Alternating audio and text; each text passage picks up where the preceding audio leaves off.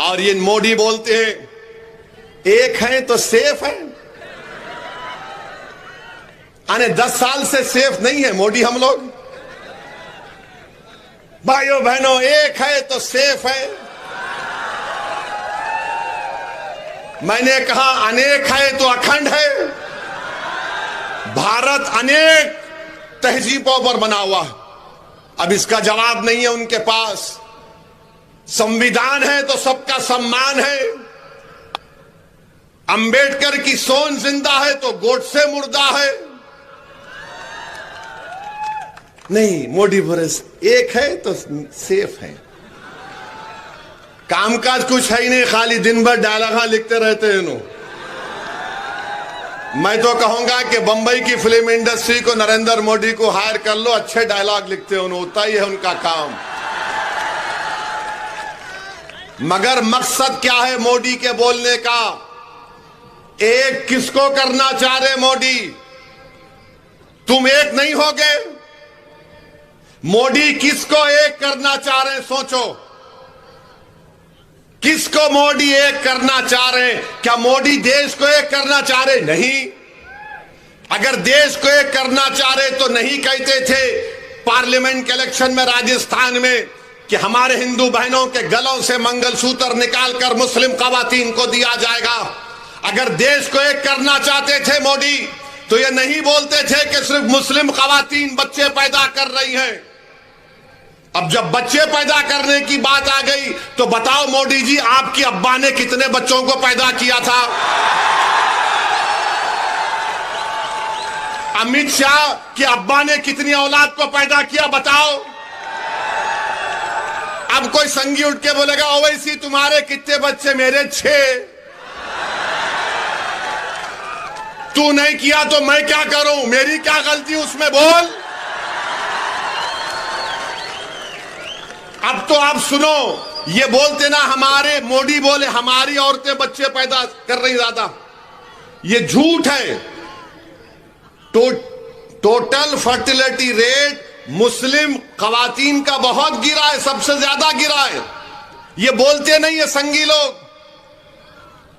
मगर अब क्या हो रहा है कि आंध्र प्रदेश के चीफ मिनिस्टर नायडू है, तमिलनाडु के स्टालिन है, वो बोल रहे कि जुनूबी हिंदुस्तान में आबादी गिरी, तुम पैदा करो, पैदा करो, पैदा करो, पैदा करो। अब कोई गलत मैसेज मैं नहीं दे रहा हूं। नायडू बोल रहे पैदा करो, स्टालिन बोल रहे पैदा करो, अब मुसलमान बोल रहा है। ये क्या किस्सा क्या है भाई? मोदी बोल रहे हम पैदा ज्यादा कर रहे, ये लोग ज्यादा और पैदा करो बोल रहे। आप बताइए कितना झूठ है। तो एक किसको करना चाह रहे मोदी? देश को एक नहीं करना चाह रहे मोदी, वो अपने वोट बैंक को एक करना चाह रहे हैं। मेरे अजीज दोस्तों और बुजुर्गों, देश एक था, है और रहेगा।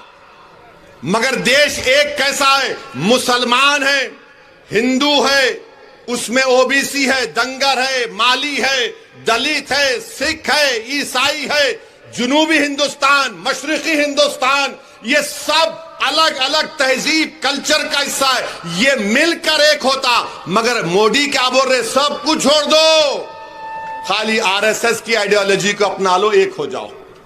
और आरएसएस की आइडियोलॉजी क्या है? इस देश में एक समुदाय रहेगा, एक कल्चर रहेगा, एक जबान रहेगी। इसीलिए मंजलिस कहती है कि अनेक है तो अखंड है। हम मोदी के इस एक है तो सेफ को नहीं मानते।